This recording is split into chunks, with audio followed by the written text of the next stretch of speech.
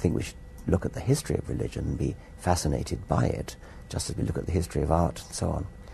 But I don't think that religion has anything useful to teach us.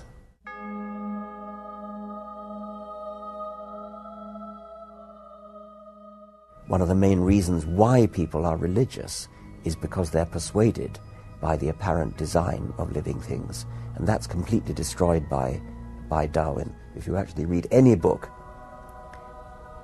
by a biologist about evolution, it's hard to see how you could fail to be persuaded of it. I mean, the evidence is just absolutely pat. There's no doubt about it. It's not a controversial issue. It's completely certain. It's as certain as the fact that the Earth and the other planets orbit the Sun.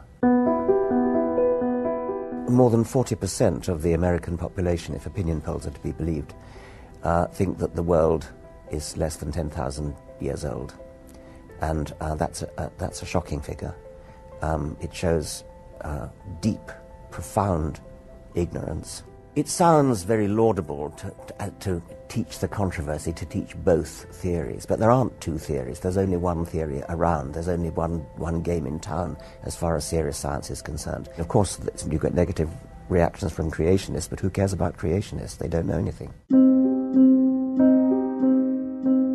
I think it was my father who first introduced me to Darwinian evolution. I was immensely moved by it, and it did start a roller coaster in a way, and then I started to become really quite anti-religious after that. I went through a sort of middle ground of what you might call deism. I think I gave up Christianity before I finally gave up the idea of a sort of creative designer of some kind.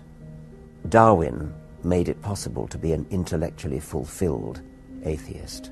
Before that, you could be an atheist. Hume was, for example, but it was quite difficult because you had no good explanation for why living things look so well designed. Darwin provided that. There are other reasons for being religious, like moral reasons, or people sometimes feel they have a personal relationship with God or with Jesus or with Muhammad or whatever it is. And that kind of reason for being religious would not in itself be undermined by Darwinism, but it's quite wrong to believe that science reduces humanity, that science somehow gives you a bleak, cold, empty, barren view of the universe and of life. Quite the contrary. Science is enriching and fulfilling. What's going to happen when I die? If I met God, in the unlikely event after I died, I think the first thing I'd say is, well, which one are you? Are you Zeus? Are you Thor? Are you Baal? Are you Mithras? Are you Yahweh? Which God are you? And why did you take such great pains to conceal yourself and to hide away from us?